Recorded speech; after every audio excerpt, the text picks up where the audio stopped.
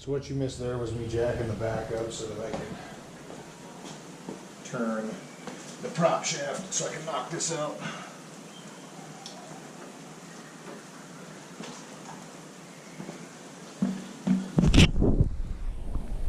Here you can see where the prop shaft connects to the differential. So you got your differential here.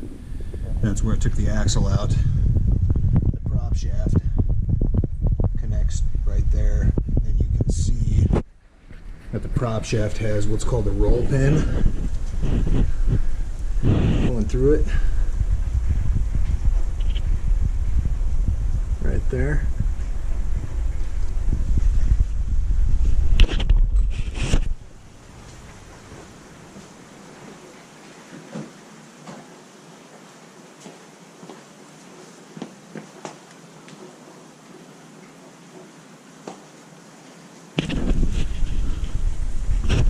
Prop shaft has a roll pin going through it right there, so we're just going to knock that roll pin out.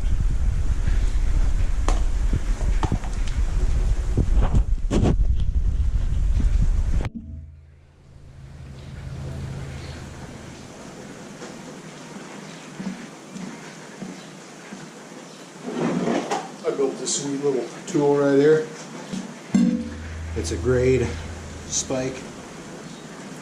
I welded a little punch on the end of it, that way you don't have to get in there so close. But once you do this, you can knock it out easily with just a punch.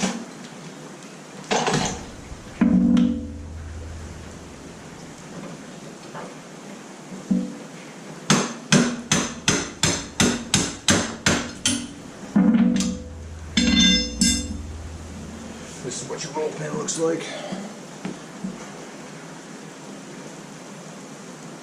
Not supposed to reuse these, but I have numerous times, never had a problem. So once you knock that off, you can pull the prop shaft out.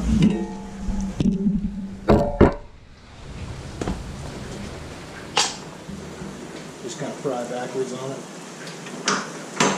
It'll come loose.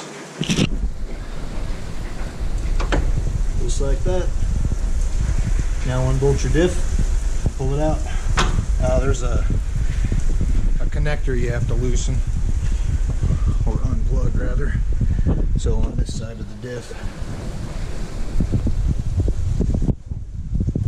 there's a wire going in, it runs up here. So just unplug that bad boy.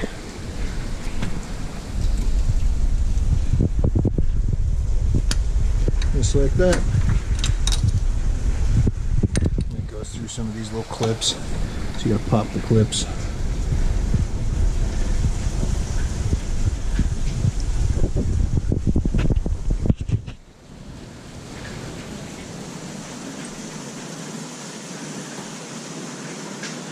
There you go. Remove your last bolt.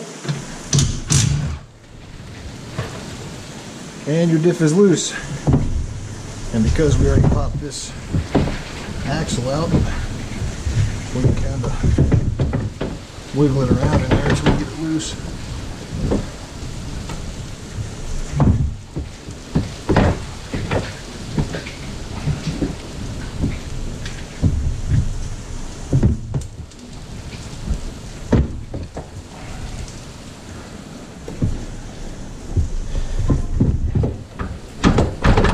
There we go.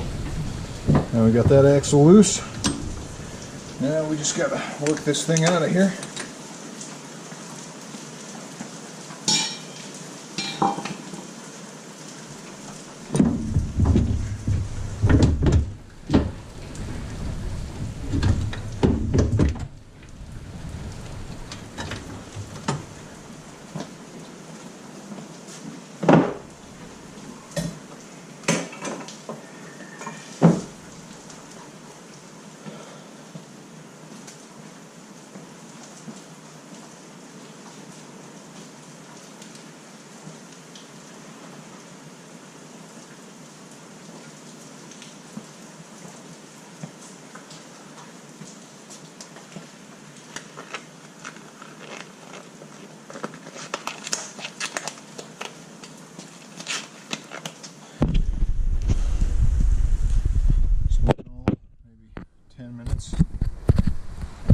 pull it out.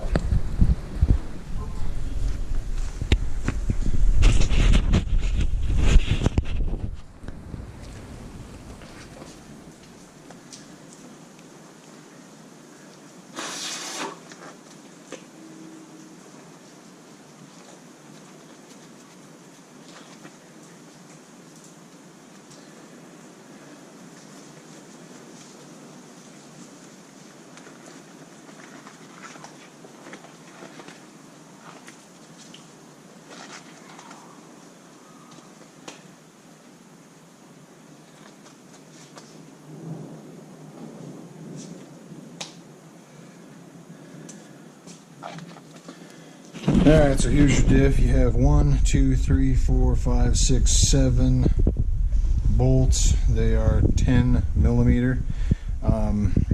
If yours isn't leaking, then it will have fluid in it. I've already drained mine, but if you're interested in draining it, there is a fill hole right there. There's a drain right there, so pick your poison. This is how it sat in my razor, just like this. So this is where the prop shaft connected. You can see that's where that roll pin was at. This is where the front right axle went in.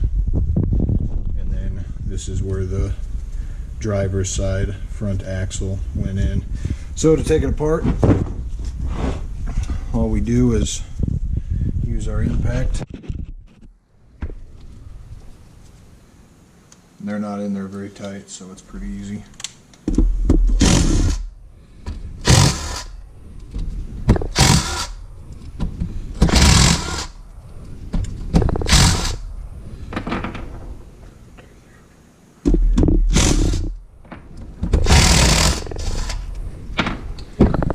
Once you get it loose, there's a couple of pry spots. There's one right here. You can stick a screwdriver between there. And then there's one over here too. Right. No, maybe not. I thought there was two. Yeah, right there, sorry. So again, you can ram your screwdriver in there and get it pried up. Be careful when you take it apart.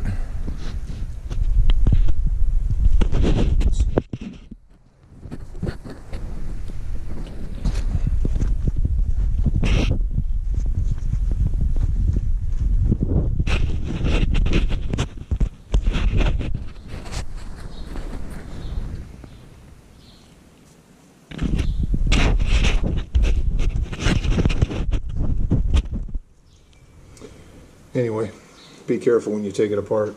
You can see mine's already been apart, so it's pretty easy.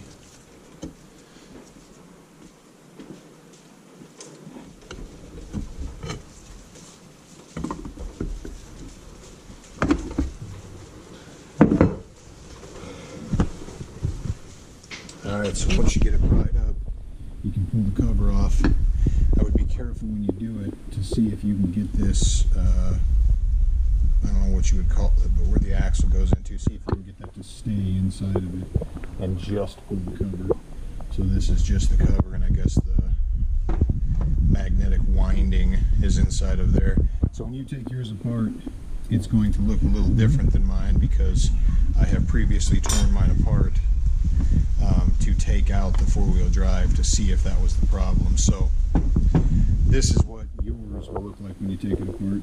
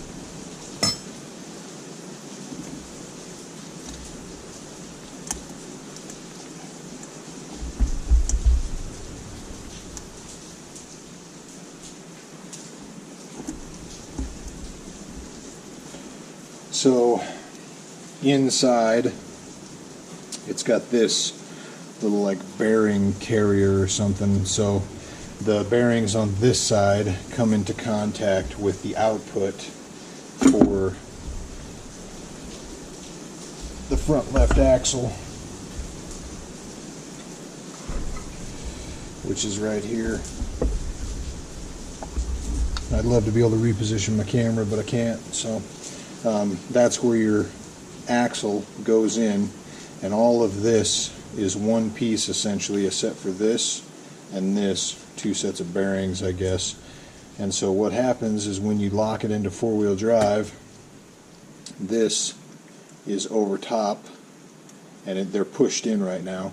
So this right here is inside of this, and when you lock it into four-wheel drive, it pushes these pins in like they are now, and the pins get traction on the outside of this and turn the axle.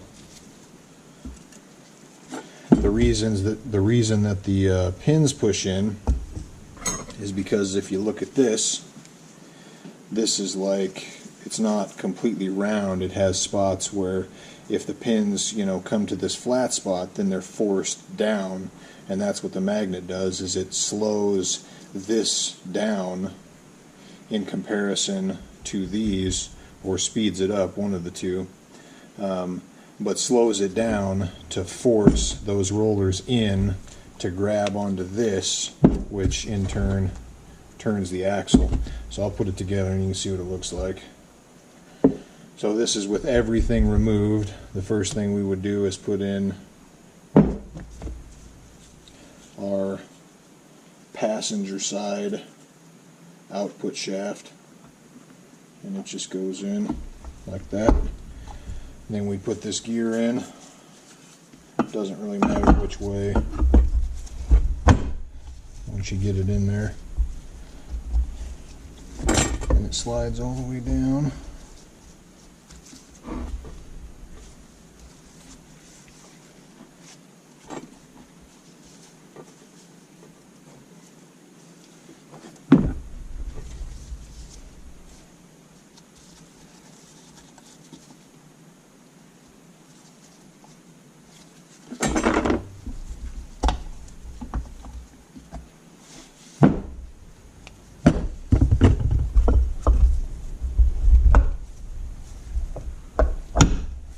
And it slides all the way down.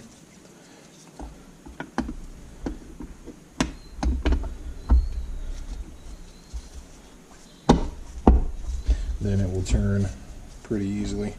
Let me peel off this glove.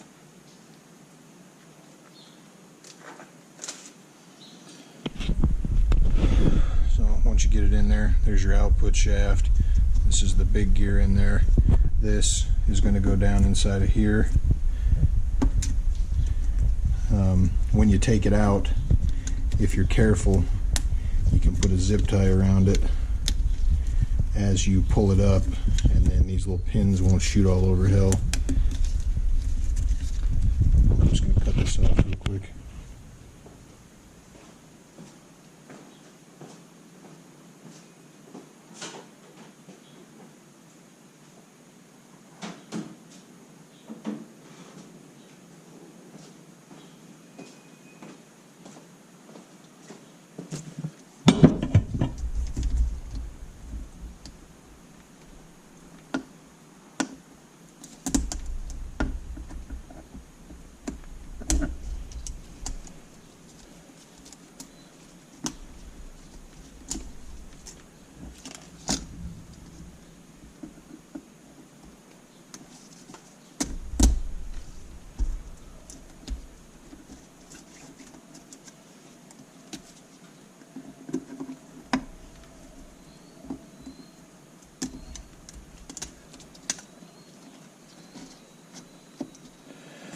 So anyhow, yeah, be very careful when you take it apart. This is what it'll look like. So as you can see, when this piece right here gets slowed down, because you'll have your, you know, your prop shaft is always turning, so this is always rotating like that. And so as soon as you apply pressure to this black piece, then it wants to stay, it wants to stop inside of here, and when it does, it pushes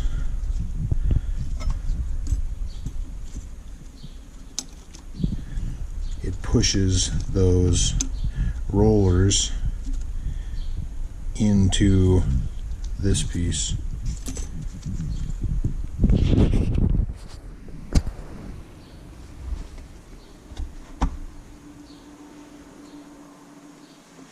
Yeah, I can't take it out now.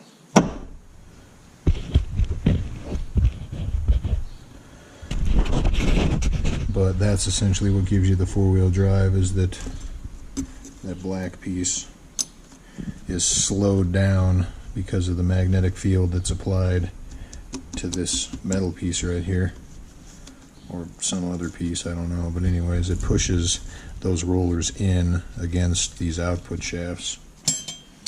So this is the other output shaft. It goes in just like that. This little guy right here will be sitting in here like that.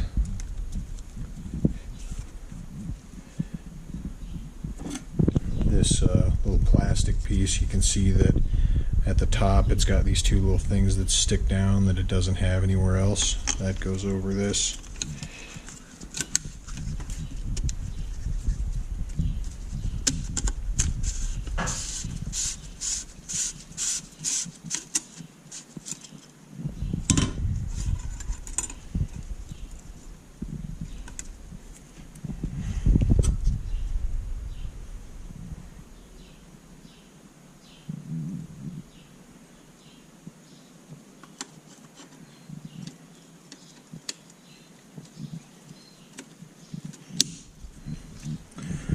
Like so. This little piece drops in like that, and so yeah, this plastic deal is what